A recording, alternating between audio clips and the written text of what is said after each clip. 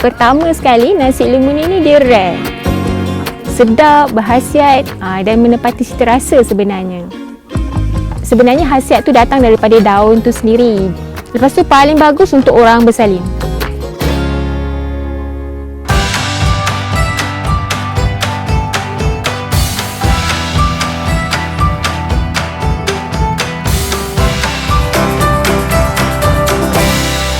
Nama saya Nur Azura binti Tambik Elias Yahaya. Nasi lemonnie ni nasi yang special, yang susah ditemui, dan dia sebenarnya resepi daripada orang utara. Dekat utara dia memang popular lah makanan ni.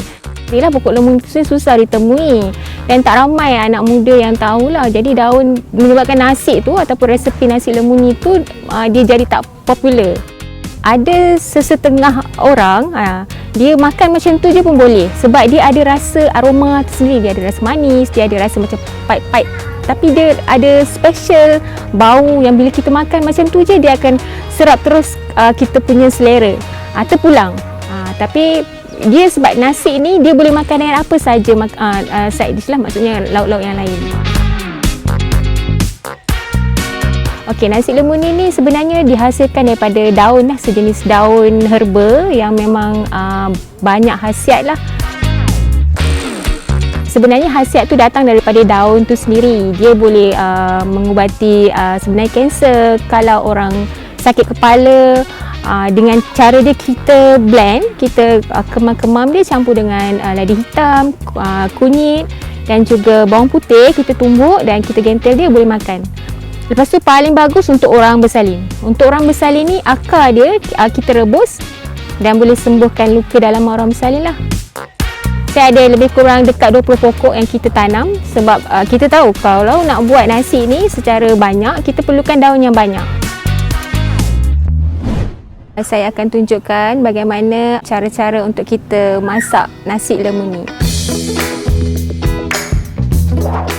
Beras, daun lemonnie, air untuk kita masak nasi, sedikit halia, santan pekat, bawang, gula dan juga garam lah. Okey, terlebih dahulu untuk buat nasi lemonnie ni, kita perlukan jus dari daun lemonnie ni sendiri. Okey, yang mula-mula cara pertama ialah kita ambil daun lemonnie, kemudian kita leraikan daun lemonnie tu sendiri daripada ranting dia lah, macam ni. Kita ambil setiap daun ni, pilih daun yang segar dan tidak berkulat lah. Untuk masak nasi dalam lebih kurang untuk 5 orang makan, daun tu mesti dalam 3 genggam ataupun 5 genggam lah. Dia mesti banyak dan pekat.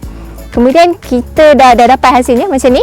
Kita akan blend dengan air untuk dapatkan jus, dan pastikan bila blend tu blend sehingga lumat, dan pastikan warna dia bertukar menjadi gelap. Itu menandakan jus dia memang betul-betul pure, memang betul-betul asli dan pekat keluar daripada hasil daun tu sendirilah. Ini adalah jus daun lemonnie yang kita dah blend, kemudian kita tapis dan perah untuk dapatkan jus yang sebegini. Okey, lepas tu kita akan masukkan bawang, agak-agak pun tak apa.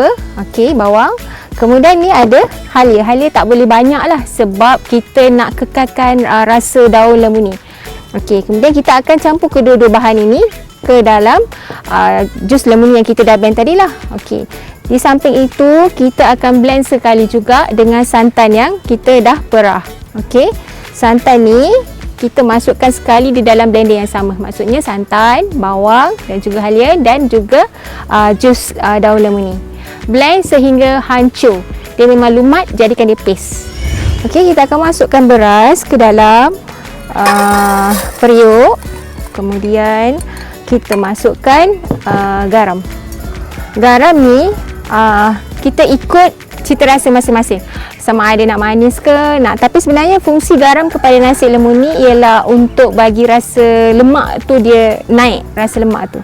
Kemudian kita masukkan, inilah bahan dia yang paling utama tadi. Sukat macam biasa kita masak nasi. Okey, kemudian kita kacau dia. Kacau ini tujuan dia supaya rasa gula dan garam tadi sebati ke dalam kita punya nasi tadi. Okey, hidupkan api. Pada permulaannya kita gunakan api yang sederhana, kita tak nak nasi kita jadi hangit.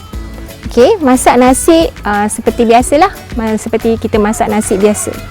Kemudian tutup dan tunggu sehingga ia masak.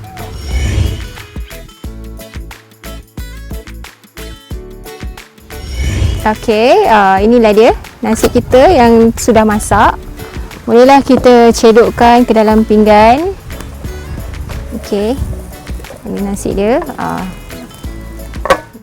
Okey, nasi ni sedap dimakan dalam panas-panas macam ni ya, sebab aroma daun tu dapat dihidu ketika kita makan lah. Okey, macam saya cakap tadi, nasi lemu ni akan dimakan bersama pelbagai jenis lauk. Antaranya ada di atas meja ni ialah ni dia, ikan curut sambal. Kemudian kita ada sambal sotong, okey, ayam goreng. Dan ini yang paling selalulah yang orang makan bersama nasi lemu ni, iaitu sambal ikan bidis. Saya Nur Azura binti Tambi alias Yahaya. Inilah air tangan saya.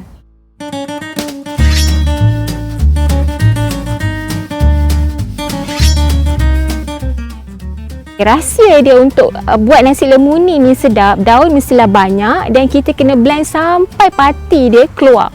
Bau tu yang kita nak, bila kita dah blend dia keluar tau, dia jadi macam warna gelap. Itu sebenarnya rahsia. Barulah nama dia nasi lemu ni.